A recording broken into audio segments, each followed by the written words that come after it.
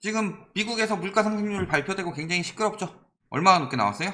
그 전에 8.6%, 5월에 8.6% 나오고 나서 6월에 연준회의에서 자이언트 스텝을 발표를 했다. 여기는 물가, 여기는 금리죠. 문제는 6월에 물가가 자이언트 스텝을 하면은 물가 상승률이 조금 억제될 줄 알았는데 오히려 더 높게 9%를 돌파해 버렸다. 그러니까 7월 연준회의에서 자이언트 스텝으로 끝날까 하는 의문이 드는 거죠. 무슨 이야기가 나와요? 이제 울트라 빅 스텝 단행할까? 물론 이 이야기가 나오니까 연준 이사들은 늘 말씀드리지만 금리 같은 거 결정하는 높으신 분들은 절대 확정적으로 단언하지 않습니다. 울트라 빅 스텝을 진행한다 라고 확정적으로 이야기를 해주지 않죠.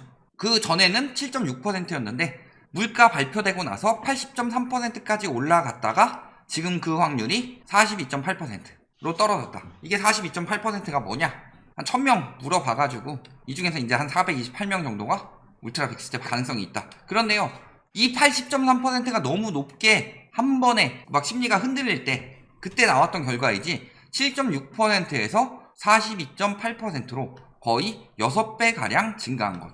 이거 자체가 지금 굉장히 시장을 나타내주고 있다는 거죠. 그러니까 한 절반 정도는 자이언트 스텝, 절반 정도는 울트라 빅 스텝을 예상하고 있다.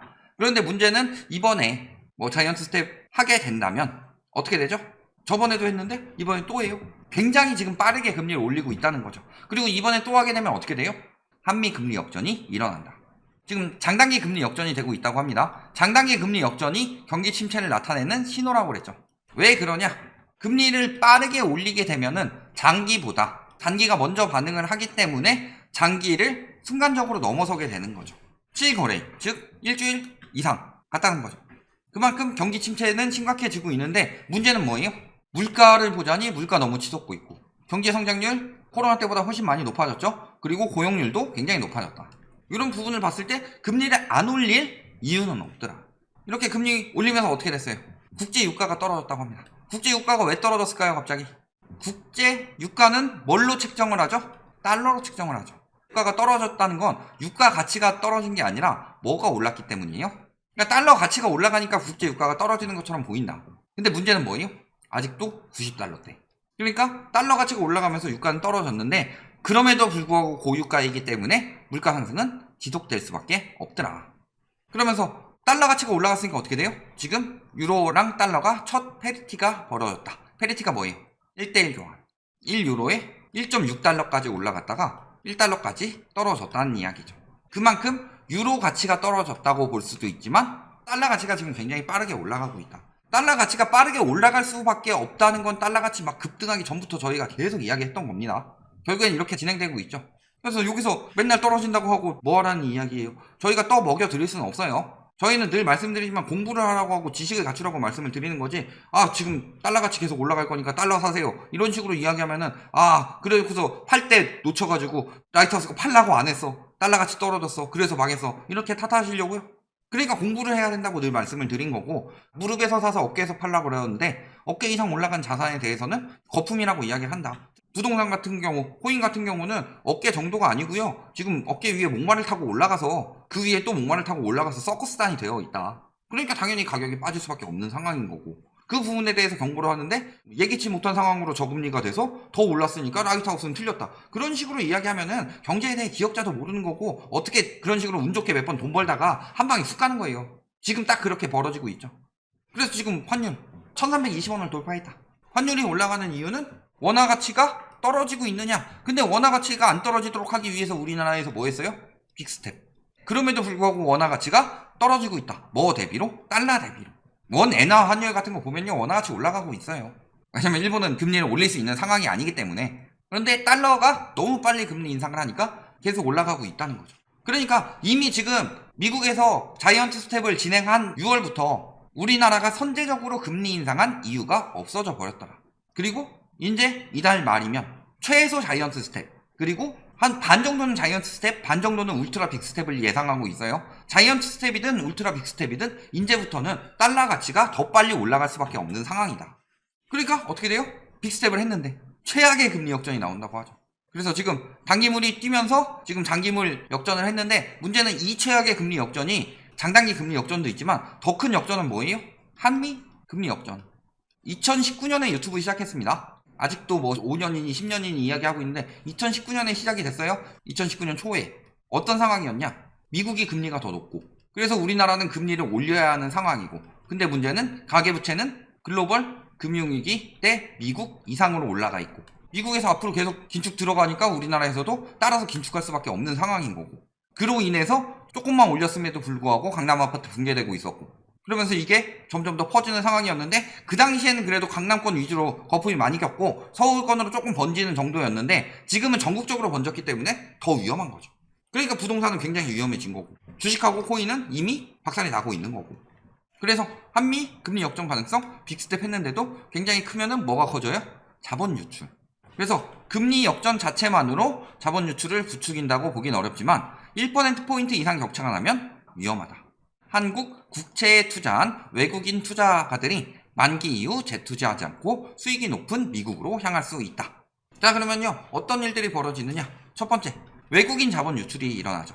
외국인 자본 유출이 일어나게 되면은 외화가 줄어든다는 이야기예요. 외화가 줄어들면은 국내에 있는 달러의 가치는 더 높아질 수밖에 없죠. 그러니까 스무딩 오퍼레이션이라고 국가에서 가지고 있는 달러를 풀어가지고 시중에 달러를 늘려서 환율을 조금씩 잡고는 있는데 문제는 국가에서 달러가 그만큼 빠져나간다는 것 자체가 장기적으로 봤을 때는 외국인 자본 달러 유출이 더 심각해진다는 소리죠. 즉 무슨 소리예요? 환율이 올라가는 걸 막을 수가 없다. 그래서 국가에서 더 이상 버티지 못했을 때 IMF 때 막 2,000원 넘어가고 그랬잖아요. 800원까지 갔었는데 지금 그런 상황들이 벌어지고 있는데도 정신을 못 차리고 있는 거예요. 정신을 못 차리고 뭐 하고 있어요? 지금 물가 상승 뭐 때문에 일어나고 있죠? 과잉 유동성 때문에 일어나고 있다. 그러니까 유동성을 축소해야 되는데 정부에서 뭐 하고 있어요? 빚으로 돈 날린 뭐 청년층 뭐 이자 갚아준다고 뭐 125조 투입 이거 돈 푼다는 이야기예요. 빚을 갚으려고 해가면서 시중 유동성을 축소해야 되는데 돈을 푼다는 이야기예요. 문재인 정부 때는 그렇게 포퓰리즘이라고 까더니 뭐 하고 있는 거냐 지금. 이자 깎아주고 뭐 자영업자 빚 탕감 뭐 90% 해준다 뭐 이런 이야기 나오고 있고 다 지금 돈 풀고 있어요. 이런 와중에 그러면 어떤 일들이 벌어져요? 물가 상승이 지속되죠. 플러스 그러면 금리 인상 더 장기화해야 될 수밖에 없죠. 또 한 가지 뭐예요? 외국인 투자자들이 만기 이후 뭐를 안 산다? 한국 국채를. 그러면 한국 국채에 대한 수요가 떨어진다는 소리죠? 그럼 국채의 수요가 떨어진다. 그러면 국채 가격은 어떻게 돼요? 수요 공급의 논리에 따라서 당연히 떨어지죠. 그러면 국채 금리는 어떻게 돼요? 다시 치솟을 수가 있다. 그러면은 아무리 기준금리를 안 올리려고 버티고 지금 막 그러더라도 시중금리가 상승할 수밖에 없고 가뜩이나 지금 국채를 더 발행할 수밖에 없는 상황이죠. 국채 수요는 줄고 있는데 국채 발행은 늘어날 수밖에 없는 상황이죠. 왜? 돈 어디서 나서 풀어요? 그러니까 지금 뭐 하고 있는 거예요? 죽겠다 해가지고 기득권들 저기 법인세나 이런 거 깎아주고 임금 줄여서 물가 억제하겠다. 세금 더 많이 거두려고 하죠. 이제 앞으로 간접세 같은 거 엄청나게 붙을 겁니다. 국가 재정 파탄 나게 생기니까. 근데 국가 재정 파탄 나게 생겼는데 종부세나 법인세 같이 부자 감세해주고 서민 증세하겠다는 이야기 아니에요.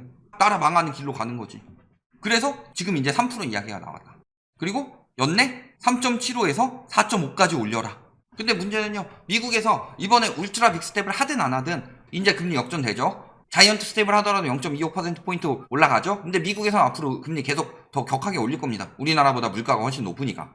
우리나라는 주거비 이런 거 다 까가지고 물가 낮은 것처럼 착시 현상 주고 있어서 금리 인상 늦추고 있는 건데 문제는요, 우리나라가 금리 인상을 늦추는 이유 중에 가장 큰 이유는 가계부채가 너무 크기 때문이에요. 미국만큼 못 따라가는 이유가. 근데 가계부채가 굉장히 큰데도 불구하고 빅스텝을 밟았어요. 이제 앞으로 이자 부담은 엄청나게 올라갈 수밖에 없죠. 그런데 미국에서 계속 올린다. 그럼 장기적으로 계속 올리든가. 그런데 그동안 경제는 파탄 나겠죠. 그럼 빨리빨리 올려서 따라가게 되면은 그럼에도 불구하고 미국은 따라갈 수가 없는 상황인데 백세가 황새 따라가는 격인데 지금 외환위기도 멀지 않았어요. 볼 것처럼 빨리 긴축하고 빨리 뭘 잡을 생각을 해야 되는데 지지율 떨어지고 이러니까 다 뭐 하고 있는 거 아니에요. 이런 이야기 한다고 맨날 뭐 민주당 편이래요. 아니에요. 민주당 송영길이도 하는 짓거리 보면은 완전히 정신 나간 짓거리들 하고 있는데 정치권에서 지금 다 표에 올려가지고 진짜로 잡아야 될 걸 못 잡고 있다.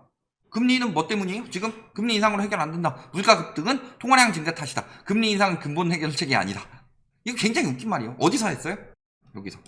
통화정책은 단기 금리 타겟팅 방식에서 벗어나 효율적이고 종합적인 통화량 관리 방식으로 전환을 할 필요가 있다. 어떻게? 금리 올리면 제일 힘들거든. 지금 한계기업 엄청나게 늘어난 거 아시죠? 주도산 가능성 굉장히 높아요. 디폴트 많이 난다. 우리나라도. 그러면은 지금이야 뭐 일자리 어쩌고 저쩌고 하겠는데 앞으로 일자리도 감소될 수밖에 없죠. 그러면 어떻게 돼요? 지금 집이 문제겠어요? 먹고 살기 힘들어 죽겠는데 물가는 계속 올라가고. 그러면 그거를 빨리 끝내야 되는데 돈을 풀고 있고. 이제는 포퓰리즘이라고 말하는 데도 없고. 어디가 지금 국민을 위하고 있냐. 그리고요. 그래서 지금 돈을 회수하기 위해서 하는 게 금리 인상이에요. 우리나라는 양적 긴축을 할 만큼 많이 풀지도 않았어요. 뭘로 풀었으니까? 환매 조건부 채권으로 풀었잖아요. 환매 조건부 채권은 유동성을 일시적으로 늘리되 만기 때 안 하면 되는 거잖아요. 그래서 환매할 수 있도록 조금 이자 붙여가지고 사가지고 다시 회수할 수 있도록 만든 게 환매 조건부 채권인데. 그래서 지금 미국뿐만이 아닙니다. 캐나다에선 이미 울트라 빅스텝 했어요. 이게 무슨 소리예요? 생각하는 것보다 굉장히 긴축이 빨라지고 있다. 1994년에 대학살이 벌어졌죠. 미국에서. 금리 올리니까 어디로 퍼졌어요? 멕시코 지나서 아르헨티나. 이게 물 건너와서 동남아 거쳐서 우리나라까지 왔고 그 다음에 러시아까지 이렇게 갔죠. 그러니까 미국에서 가까운 나라들이 바짝 긴장하고 있는 거다. 저번에 밑으로 갔지만 이번에 위쪽에 캐나다가 뭐하고 있는 거예요? 울트라 빅스텝을 먼저 선제적으로 하고 있다. 세계적인 긴축 장세가 엄청나게 빨라지고 있다. 첫 번째, 울트라 빅스텝 이야기가 나올 정도로 지금 굉장히 올 초에 예상했던 것보다 반년 만에 긴축이 엄청나게 빨라졌다. 그래서 국내 긴축 역시도 당연히 빨라질 수밖에 없다. 왜?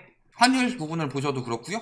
미국 달러 환율만 생각해서 올릴 수 있겠느냐 라고 할 수 있는데 보시면 유럽 지금 페러티 왔죠. 페러티 났다는 소리 무슨 소리예요? 유로화 가치가 떨어졌으니까 유로에서도 앞으로 긴축 강해질 거다. 캐나다는 이미 울트라 빅스텝 했다.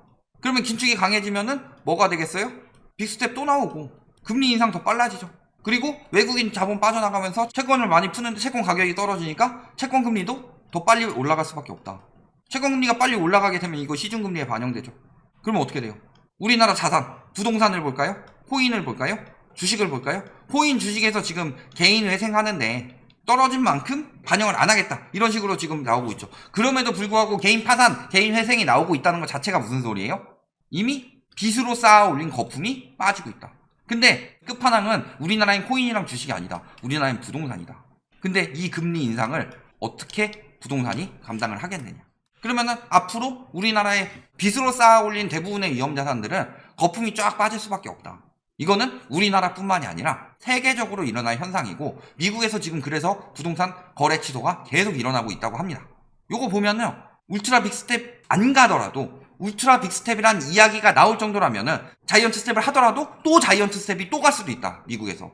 그러면은 전 세계적인 자산 거품은 쫙 빠질 수밖에 없는 상황이다. 여기까지 말씀드리겠습니다.